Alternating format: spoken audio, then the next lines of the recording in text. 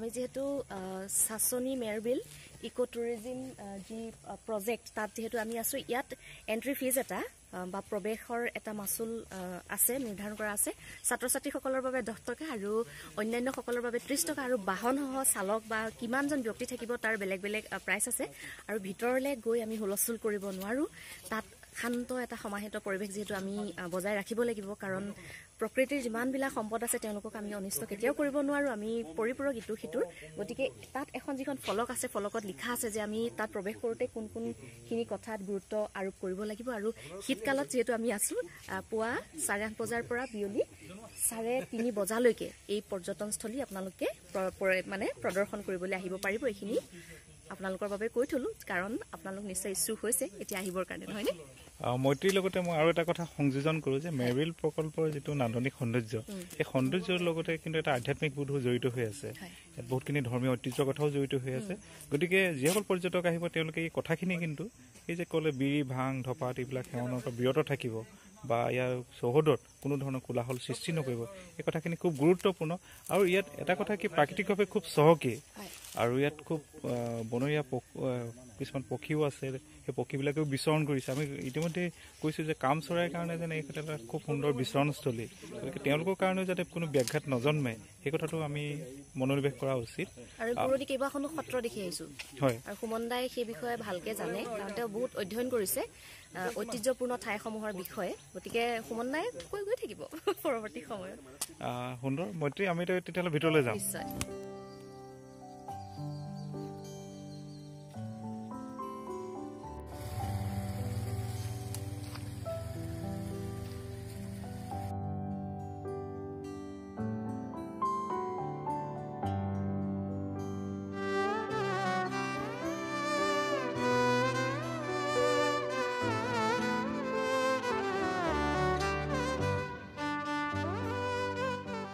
আমি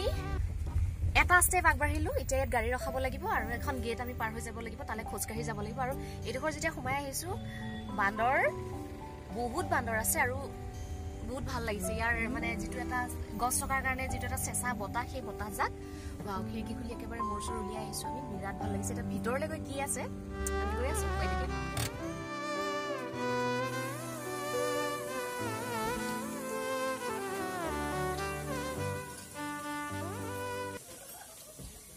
ইয়াত তেন্তে চাহো পোৱা যায় ন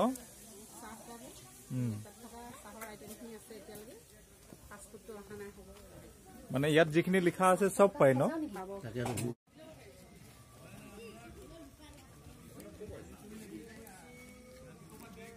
আপোনালোক ইয়াত থাকেই কিমান দিনৰ পৰা আছে জানুৱাৰী মাহ ইয়াত এতিয়া কিমানজন মানুহ আহে বহুত আহে স্কুল কলেজ এইবিলাক বেছি আহে ন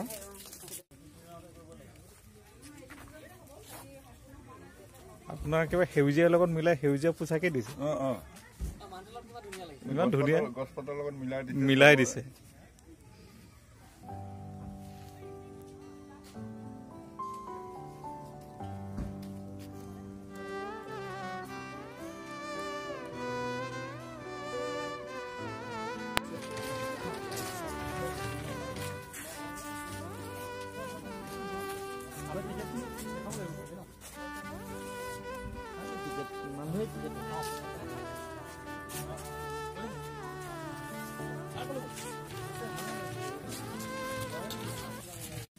গেটত এটা বাক্য লিখা আছে যে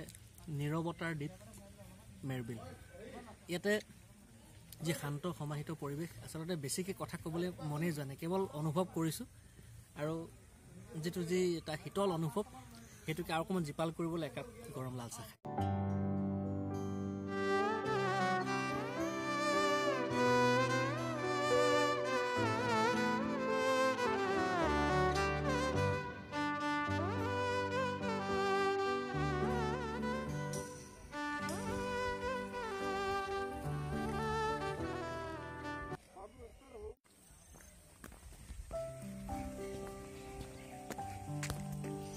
এক বিশাল এলেকা ইয়াৰ অলপ মাটি অৱশ্যে কিছুদিনৰ আগলৈকে ইয়াৰ স্থানীয় মানুহে অধিগ্ৰহণ কৰি ৰাখিছিলে যদিও পিছত ইয়াৰ ৰাইজৰ হেঁচাত তেওঁলোকে এৰি দিবলৈ বাধ্য হ'ল। আৰু এতিয়া ইয়াৰ স্থানীয় মানুহে সকলোৱে ইয়াক এক নিজা সম্পদ হিচাপে গণ্য কৰিবলৈ লৈছে আৰু ইয়াৰ সংৰক্ষণ তথা পৰিৱৰ্ধনৰ কাৰণে তেওঁলোকে যৎপৰোনাস্তি চেষ্টা চলাই আছে। বুঢ়াবৰ কাৰণে ৰৈ আছিল মণিমাণিক গগৈ।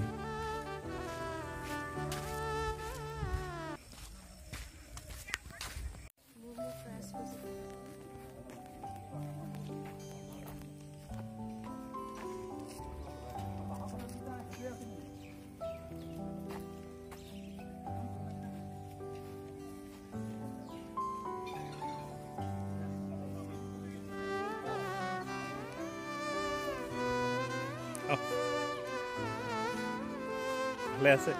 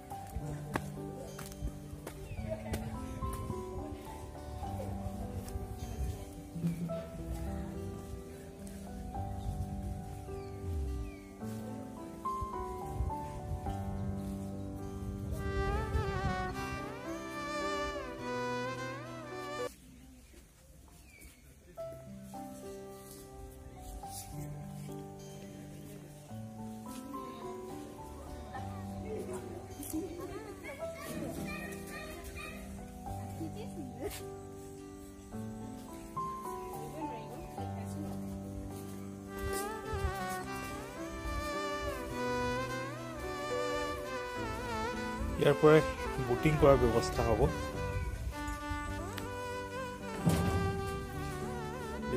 ইতিহাস প্ৰসিদ্ধ মেৰবিল। আগতে দৈনিক ধৰি লওক 20জনী 30জনী চৰাই মাৰে, যোনে একোনে মাৰে, বস্তাই বস্তাই নিয়ে। এতিয়া সামান্য চৰাইটো কোনো নেমাৰে। আপুনি ইয়াত বগা ফেঁচা পৰা হুদু মানে হেন ইত্যাদিৰ পৰা আৰম্ভ কৰি ইয়াতো দেখিব যে কলা বগলী, অজানব বা খেলকেটেৰ দাঁত বা অন্যান্য ধৰণৰ ৰঙামৰিচ পৰা আৰম্ভ কৰি অজস্ৰ চৰাই।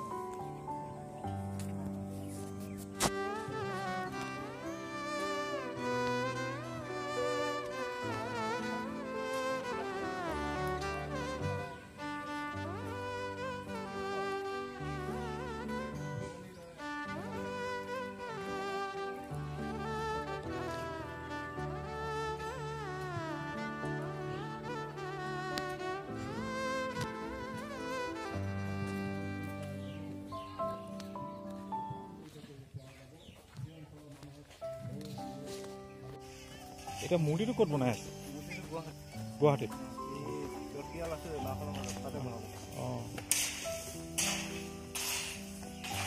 এয়া ইয়াতে জলকুঁৱৰৰ মূৰ্তিভাগ প্ৰতিষ্ঠা কৰা হ'ব আৰু বৰগোহাঁয়ে জানিবলৈ দিছে যে মূৰ্তিটো বৰ্তমান গুৱাহাটীত বনাই থকা হৈছে কোনো কাৰিকৰৰ সৈতে।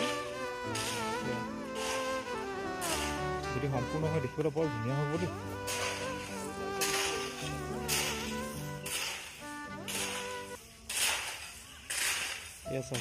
কি সুন্দৰ পৰিৱেশ আৰু কাষতে মেৰবিলখন। বিভিন্ন পক্ষীৰ বিচৰণস্থলী এই মেৰবিল। সঁচাকৈ মেৰবিল পৰ্যটন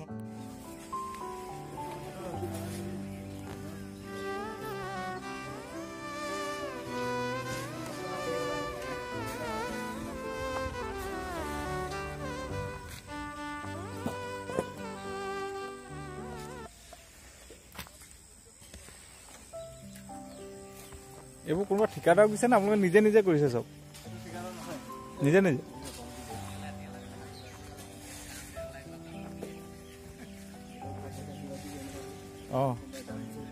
ডেইলি কিমান মান কালেকশ্যন হয়? বাৰিষা নহ'ব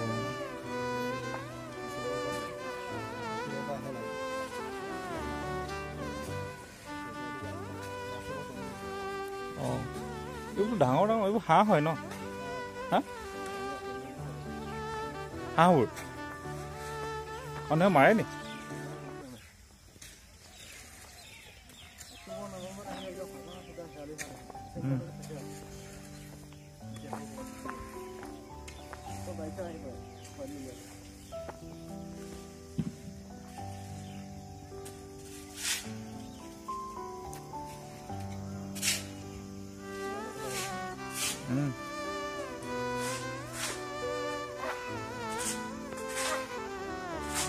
এই পাতাকাখন যে আছে তাতে মানে এইটো ভেটিটো ন মানে ইয়াতে ৰামতাৰ থানখন আছিলে